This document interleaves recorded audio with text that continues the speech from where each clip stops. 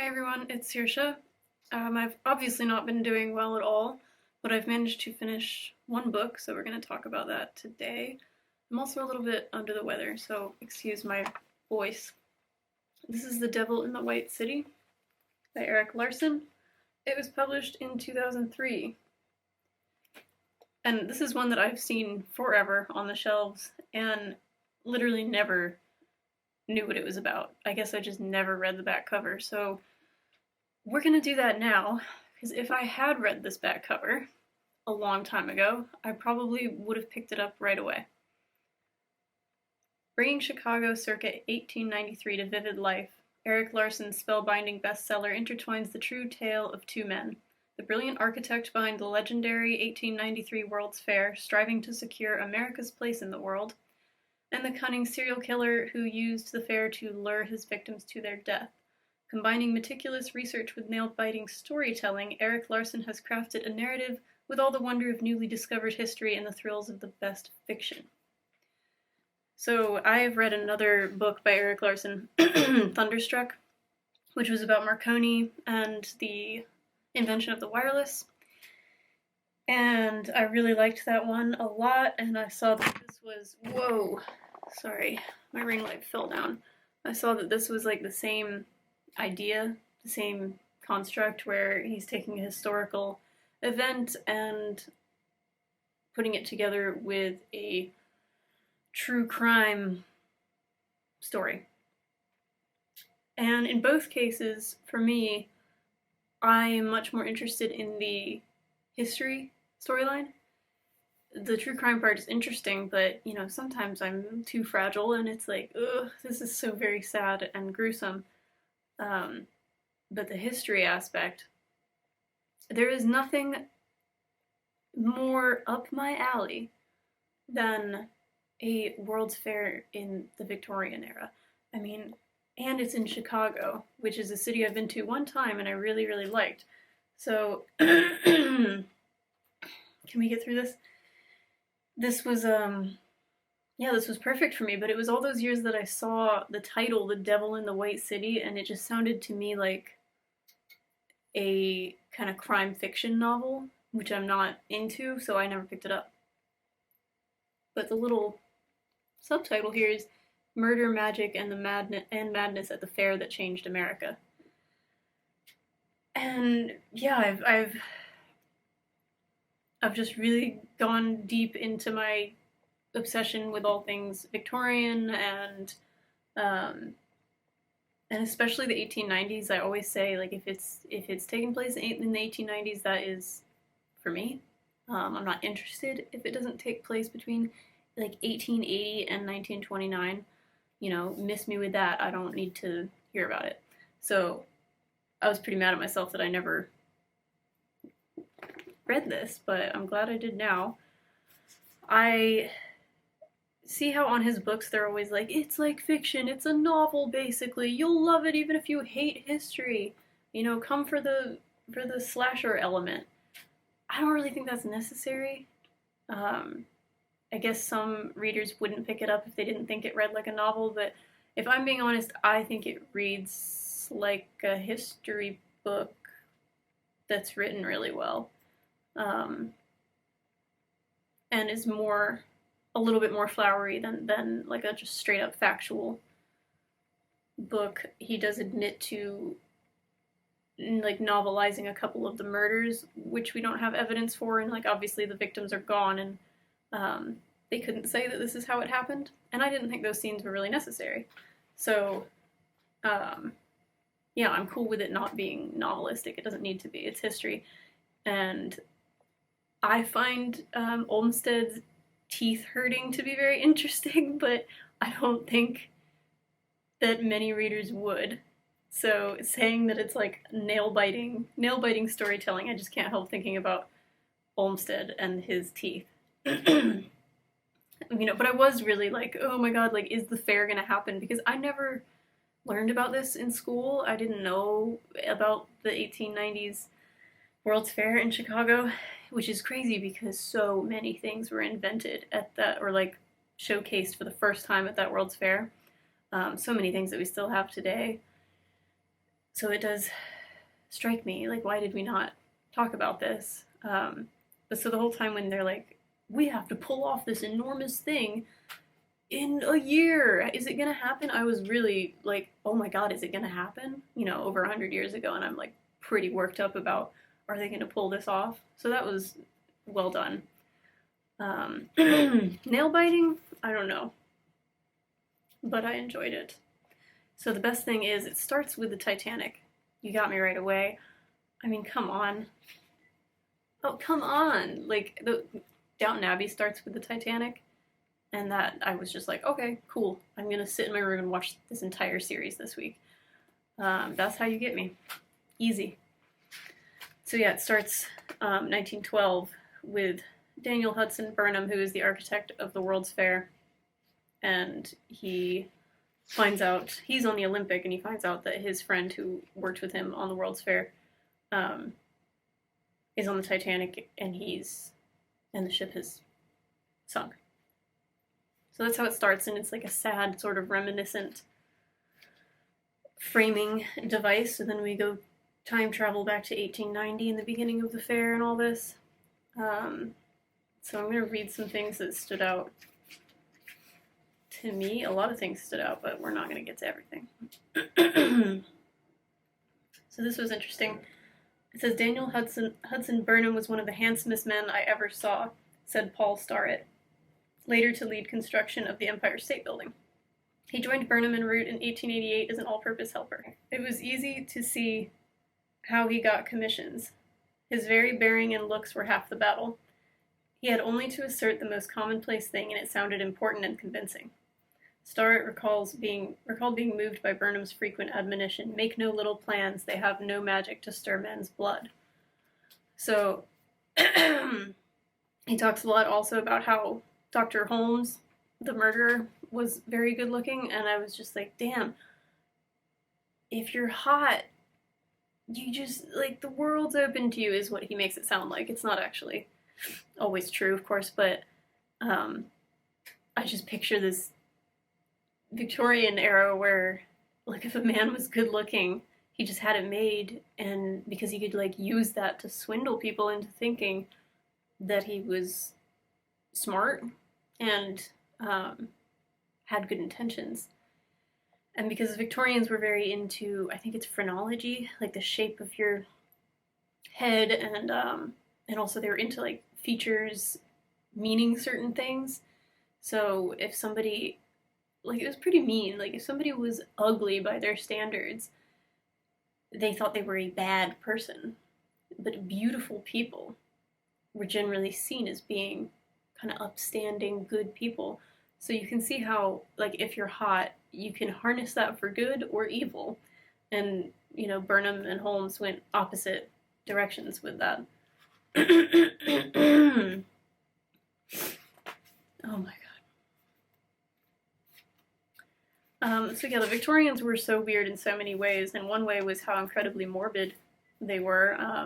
You know, not all of them, but it was a morbid era. They were very focused on death, and I found this to be extremely disturbing.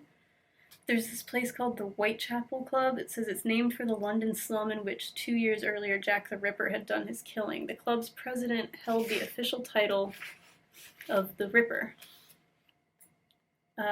Its members were mainly journalists who brought to the club's meetings stories of murder harvested from the city's streets. The weapons on the wall had been used in actual homicides and were provided by Chicago policemen. The skulls by an alienist at a nearby lunatic asylum. The blanket by a member who had acquired it while covering a battle between the army and the Sioux. So nowadays, we'd have this, I picture, like, meeting of really twisted, like, incel guys in chat rooms online.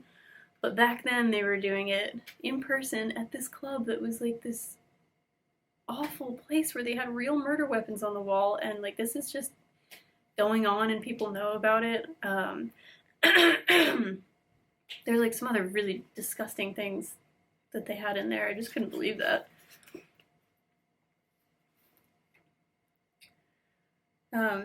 He's talking about Holmes here. Events and people captured his attention the way moving objects caught the notice of an amphibian. First, a machine-like registration of proximity, next a calculation of worth, and last a decision to act or remain motionless.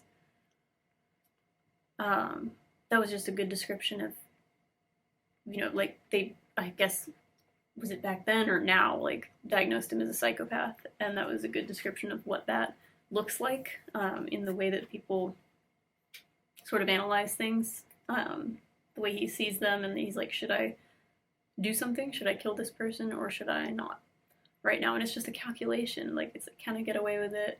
Do I feel like doing it? Okay, I'll do it. So anyway, if you haven't read this book, the point is like half of it is all the architects and planners and designers getting together and trying to create this World's Fair that is going to impress the entire world and like blow the Paris Exposition out of the water and just be the grandest thing that's ever happened. And Chicago wins the honor of doing that. And this huge event gives this really evil man the opportunity to set up a creepy kill hotel right near where the fairgrounds are, and he lures women in over and over and just kills people throughout this whole World's Fair thing. So again, like, I don't even feel like that whole storyline was needed as like 50% or a little less of the book. There could have been like just an aside about that, and that would have been enough for me. But it kind of alternates some chapters, and it is interesting. But yeah, it's just one story of the many, many stories that were going on during the World's Fair. It's just an example. Actually, we'll get a quote about that at the end, about how this juxtaposition kind of shows you like the duality of man. We will get there. Okay, so Olmstead. We love Olmstead. Olmstead is the guy, the landscape architect who designed Central Park in New York City and many, many other places. But I just love him, and as a character in this book, he's so sympathetic. He says he did not design fairs. He doubted, moreover, that enough time remained for anyone to do the fair justice. To produce the kind of landscape effects Olmstead strived to create required not months but years, even decades. I have all my life been considering distant effects and always sacrificing immediate success and applause to that of the future, he wrote. In laying out Central Park, we determined to think of no result to be realized in less than 40 years. Ugh, what a guy.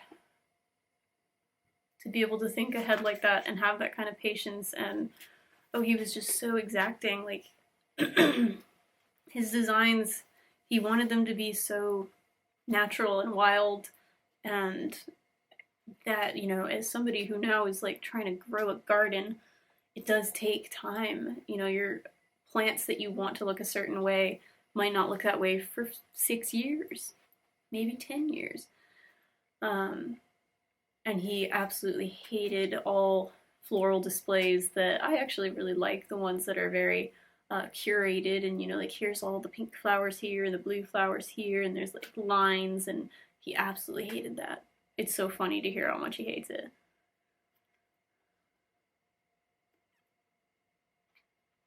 Okay, more Olmstead. So he's so mad about how everything he designs ends up being twisted and turned into something else. It says, then at intervals afterwards you should be advised that it must be so refitted and furnished that parts of it could be used for a courtroom, a jail, a concert hall, hotel, skating rink, for surgical clinics, for a circus, dog show, drill room, ballroom, railway station, and shot tower. That, he wrote, is what is nearly always going on with public parks. Pardon me if I overwhelm you, it is a matter of chronic anger with me. So he's always pissed about people changing his designs. And then it says he was 68 years old and partly lame from a decades-old carriage accident that had left one leg an inch shorter than the other. He was prone to lengthy bouts of depression. His teeth hurt. He had chronic insomnia and facial neuralgia. A mysterious roaring in his ears at times made it difficult for him to attend to conversation. He was still full of creative steam, still constantly on the move, but overnight train journeys invariably laid him low. Even in his own bed, his nights often became sleepless horrors laced with toothache. I was just like, oh, he's always angry and in pain. So I felt I related to him so much. And that's always interesting to see how much I relate to old men from the 1890s. I think it says a lot.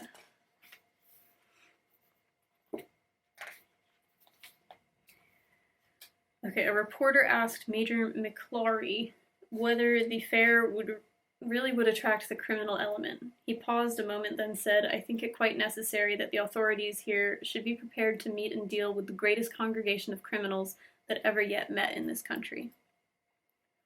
And I was like, hello, why are people so naughty?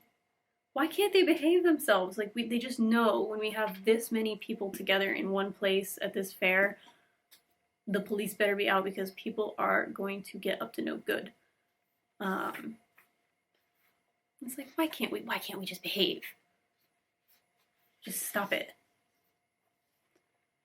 But yeah, people have never changed. We've always been like this. So there's this whole thing about how there was the Eiffel Tower that was just debuted at the Paris Exposition, and everybody wants to one-up them in Chicago. So there's all these ideas about towers. So this one guy is like, we're gonna have a tower 8,947 feet high. That's 9 times the height of the Eiffel Tower.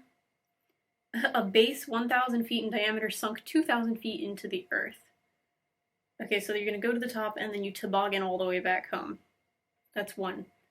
And then the other one, a tower 4,000 feet tall, where he's gonna hang 2,000-foot cable of best rubber. And then there's a car seating 200 people attached to the bottom end of this cable. You're gonna shove that off a platform, and people are gonna like bungee jump. And the ground is gonna be covered with 8 feet of feather bedding. So I was just like, oh, the two towers of the Chicago World's Fair. Like 2 towers of Lord of the Rings. Okay. We get it. You don't need to explain it. Oh, this part was sad. So there's this women's building, is one of the buildings that they're creating for the fair, and they decided, stunning idea, to have an actual real live woman design it, to be the architect, instead of all these dude architects. So she's working on it, and all the other women that are like involved, kind of like there's one really rich one whose husband is very important. They pester this poor woman to the point where she has a breakdown and has to go to a sanitarium because she lapsed into melancholia, a sweet name for depression. And I just felt so bad for her. Like, this was such a big chance, and they just had to ruin it, didn't they? Like, they were doing this thing where all these women were donating these crazy decorative things to go on the building, and the architect was like, we can't just put a bunch of crap on this building. It's not going to look good. We can't just put every single thing that you're sending to me on this building. Like, you don't understand how design works. And they wouldn't back down. I felt so bad for her.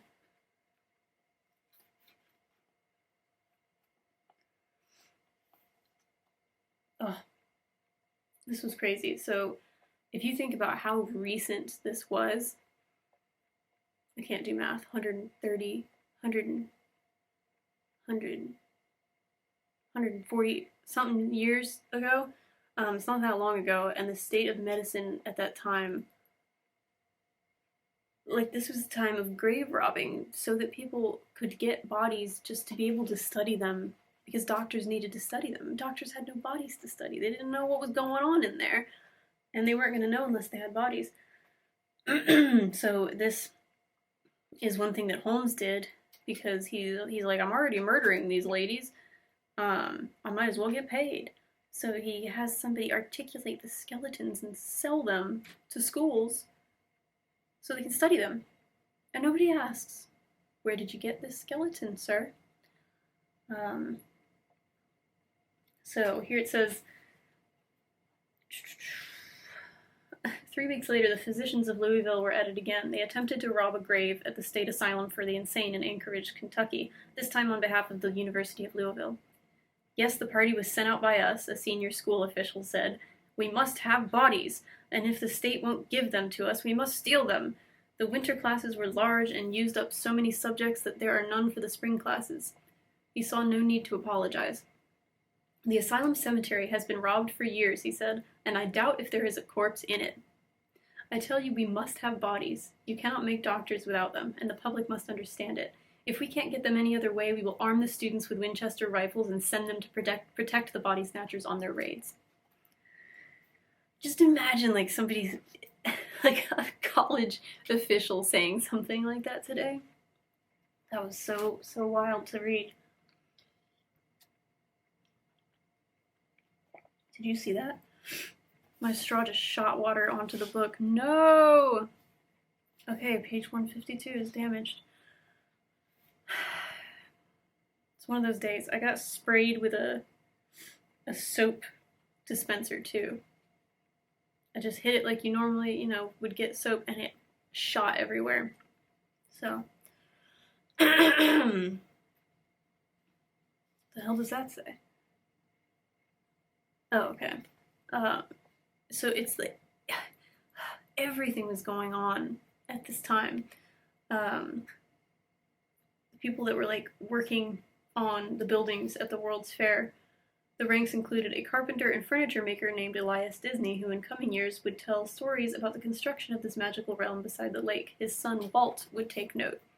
Yes, Walt Disney connection to this World's Fair. Like, just think about how many people it inspired.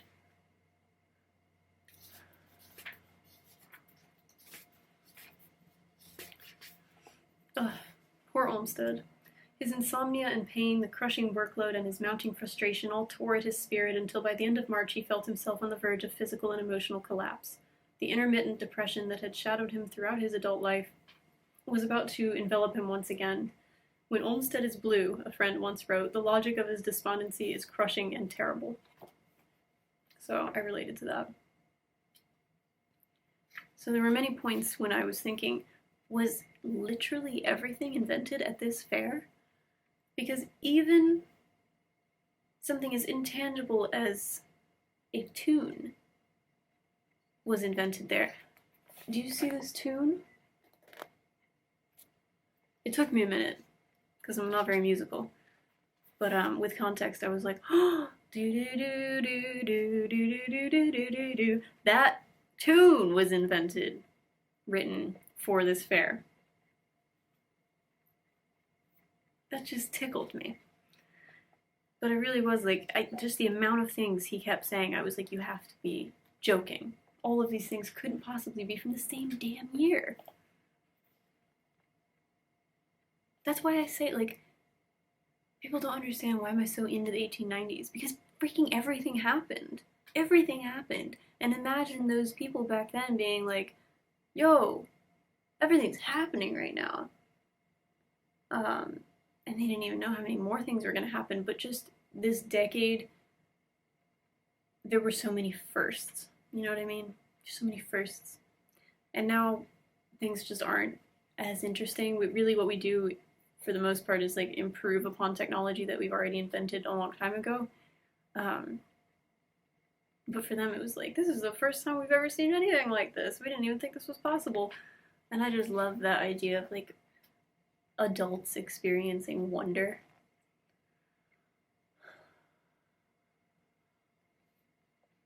What the heck is this?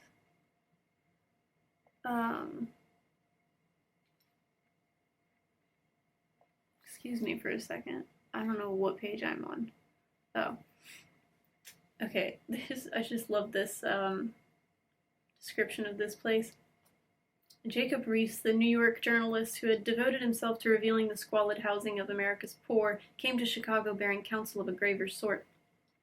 In March, he gave a talk at Hull House, a reform settlement founded by Jane Addams, St. Jane. Hull House had become a bastion of progressive thought inhabited by strong-willed young women, interspersed, as one visitor put it, with earnest-faced, self-subordinating, and mild-mannered men who slide from room to room apologetically.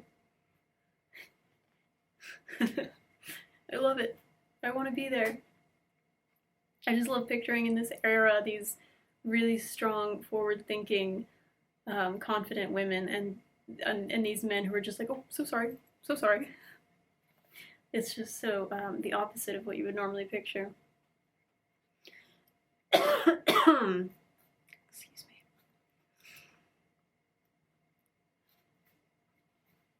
Oh, this was so spicy. So I love the little bits he put in here about how different people involved in the fair found love.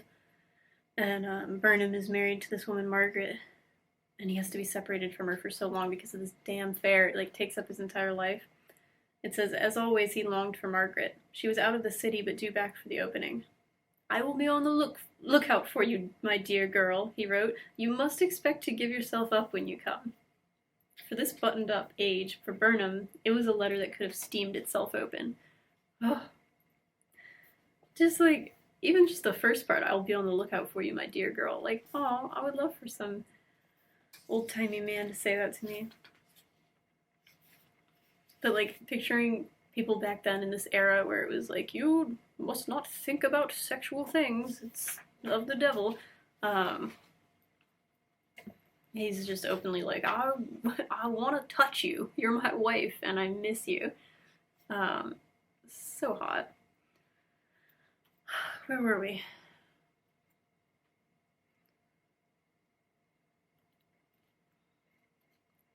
$2.79. Oh, this is terrible. So first of all, I knew when he started talking about this guy who was like, I got an idea for a structure that is gonna beat the Eiffel Tower. When they said that it was like, it looked too fragile to work, I was like, oh my god, we're talking about the Ferris Wheel, aren't we? And sure enough, this was the year that Mr. Ferris invented the wheel. And listen to this. It says the cars were fully glazed and wire grills had been placed over all the windows so that, as one reporter put it, no crank will have an opportunity to commit suicide from this wheel. No hysterical woman shall jump from a window. And I just thought, such compassion. Such compassion. No crank's gonna ruin our fair by offing himself on this wheel. It says conductors trained to soothe riders who were afraid of heights stood in handsome uniforms at each car door. Can you imagine if they had that now? At carnivals, at like those really sketchy side of the road carnivals, where you're on the Ferris wheel and you're like, this ain't right. Something's not good here. If they just had people in really handsome uniforms calming you down, wouldn't that be nice?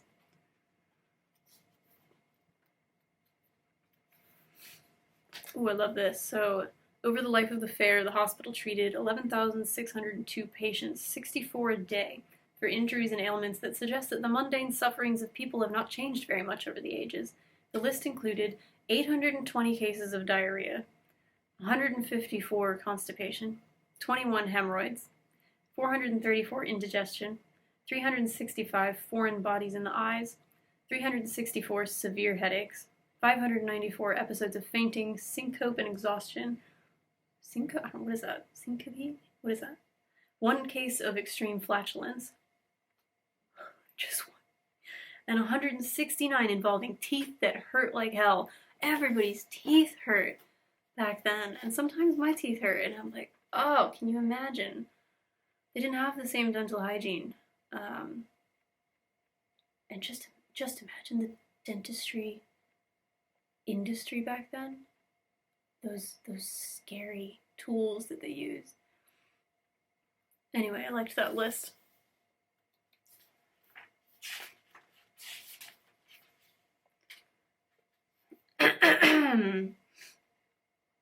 What? Oh. What is sometimes, what does that say? 284. Oh, okay, it says 285 apparently. Doesn't look like 5. So this made me have tears in my eyeballs. Frank Haven Hall, superintendent of the Illinois Institution for the Education of the Blind, unveiled a new device that made plates for printing books in Braille. Previously, Hall had invented a machine capable of typing in Braille, the Hall Braille Writer, which he never patented because he felt profit should not sully the cause of serving the blind. As he stood by his newest machine, a blind girl and her escort approached him. Upon learning that Hall was the man who had invented the typewriter she used so often, the girl put her arms around his neck and gave him a huge hug and kiss. Forever afterward, whenever Hall told this story of how he met Helen Keller, tears would fill his eyes. That really got me. And also, I was like, God, everybody was alive at this time. Like, everybody you read about. They were all... It almost feels like one of those made-up stories of, like, you know, like Shrek, when all the fairy tale characters are in one place at the same time. It kind of feels like that. Like, all these historical characters were chilling in the 1890s. Okay. I love it. The Ferris Wheel quickly became the most popular attraction of the exposition. Thousands rode it every day. In the week beginning July 3rd, Ferris sold 61,395 tickets for a gross return of $30,697.50. The exposition company took about half, leaving Ferris an operating profit for that 1 week of $13,948, equivalent today to about $400,000. 1 week after he had his cut taken. Like, well done. That's very impressive. And just imagine how exciting. Like, everybody was so excited about this wheel. They hadn't seen anything like it. Can't get over it. Okay, so this was really sad. Like, you know, bit of reality. Like, they've all been treated to this incredible thing. The White City is so magical. It says, long before the fair's end, people began mourning its inevitable passage. Mary Hartwell Catherwood wrote, "What shall we do when this wonderland is closed? When it disappears? When the enchantment comes to an end?" One lady manager, Sally Cotton of North Carolina, a mother of 6 children staying in Chicago for the summer, captured in her diary a common worry that after seeing the fair, everything will seem small and insignificant. The fair was so perfect, its grace and beauty like an assurance that for as long as it lasted, nothing truly bad could happen to anyone, anywhere. And you can see definitely how it felt like that, and how sad, especially the people who lived in Chicago and were so proud of it, how sad they felt to know that it was going to come to an end. And don't get me started on how crazy it is that they spent years planning it and building it, and then the thing only is open for like 6 months or something, 8 months. And then they have to get rid of it? Like, you did all this work. Because I was thinking when I went to Chicago, I don't remember seeing any of these things or hearing about, like, this is where you can see structures from the World's Fair. I don't remember any of that. And it's because it's gone. And I guess I understand they built the buildings out of materials that were not, like, stable and meant to like hold up to time. But I guess I don't really understand. You know, I'm not an architect or an engineer or any kind of builder, so I don't get, like, it wasn't like they just built facades. Like, these buildings had interiors. What? Could they not have built things that would last? Like, why do they have these incredible grand designs? I mean, look at it. And it was just supposed to, like, wither away after a few months? I don't know. It made me really sad. But this is a very happy point.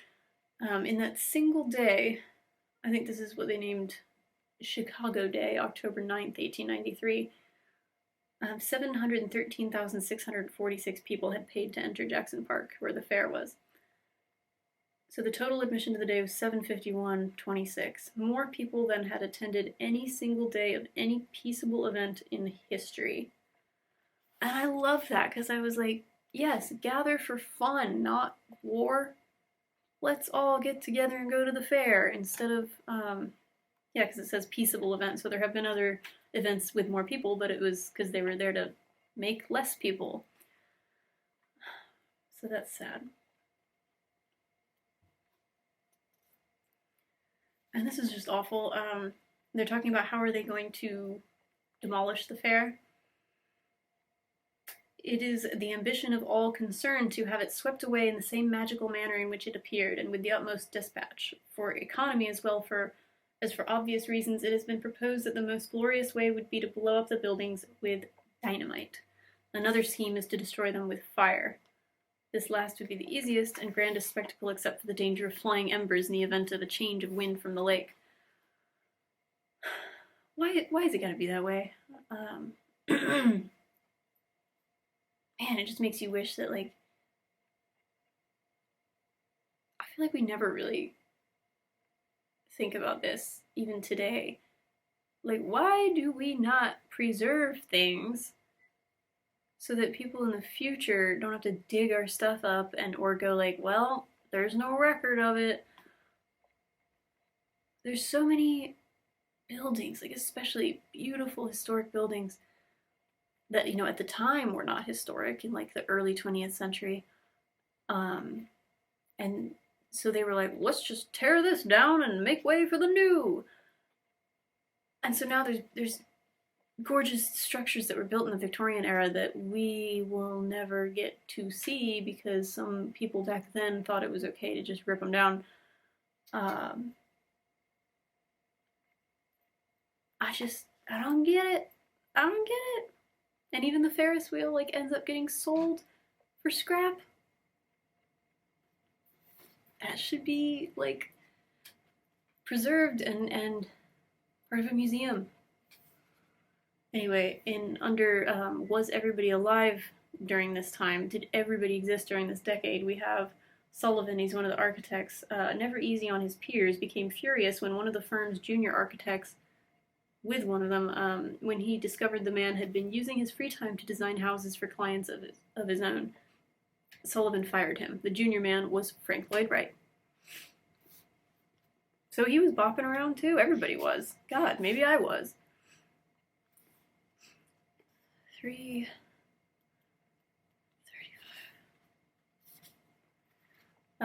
On July 5th, 1894, arsonists set fire to the 7 greatest palaces of the exposition. Post's immense Manufactures and Liberal Arts Building, Hunt's Dome, Sullivan's Golden Door, all of them. In the Loop, men and women gathered on rooftops and in the highest offices of the Rookery, the Masonic Temple, the Temperance Building, and every other high place to watch the distant conflagration. Flames rose 100 feet into the night sky and cast their gleam far out onto the lake. No. Arsonists? Really? That's how you can let the fair end? That sucks.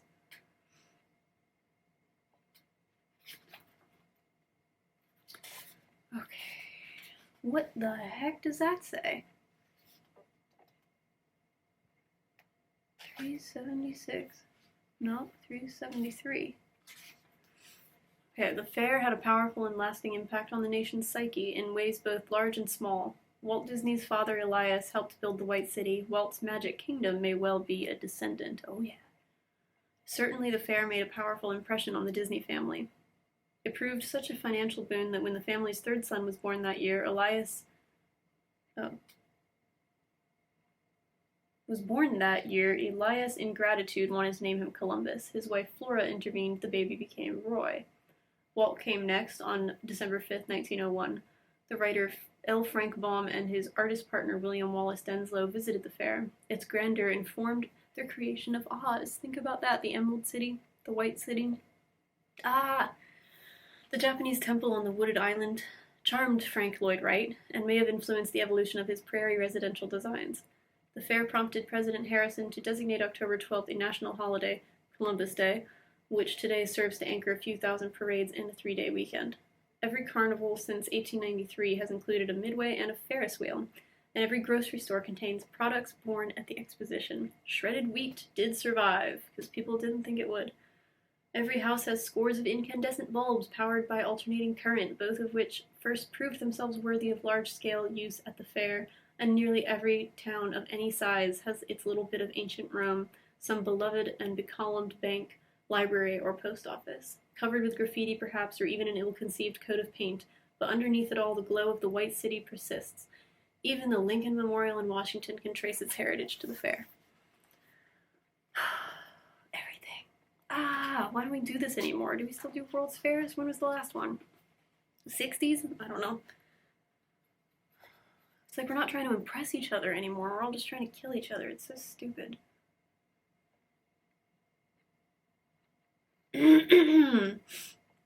So Sullivan, he's pretty salty after the fair. He said it was a contagion, a virus, a form of progressive cerebral meningitis.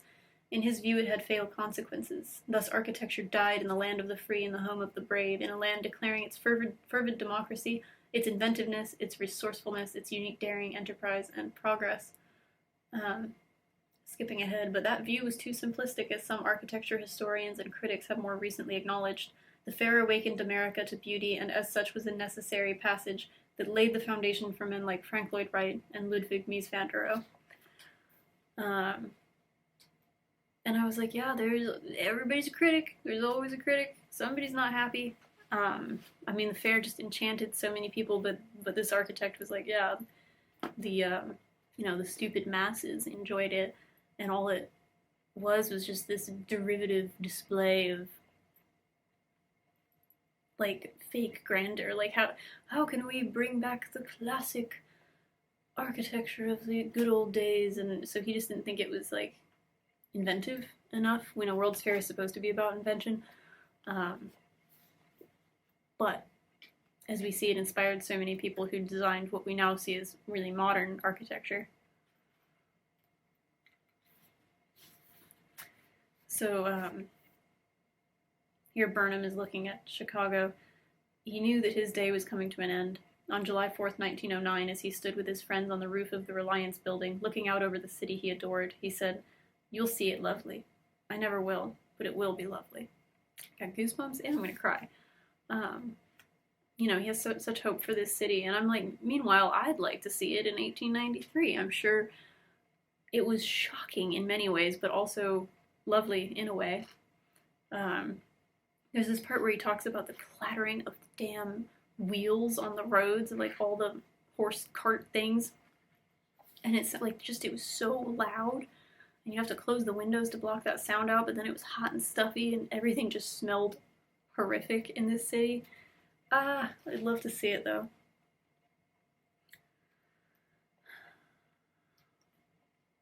Okay, yeah, so this is so sad. We get to the end of Olmstead's life.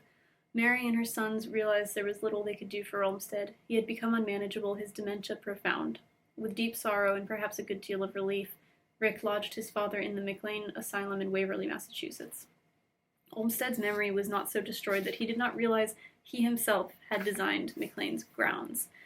This fact gave him no solace, for he saw immediately that the same phenomenon that had diminished nearly every one of his works, Central Park, Biltmore, the World's Fair, and so many others, had occurred yet again. "They didn't carry out my plan," he wrote. "Confound them." That was just such like a profoundly sad, like, cycle of life moment where this great man who had designed so many beautiful things for this country, he gets placed in a facility where, when he was still, working at his greatest power, he designed the grounds for this place.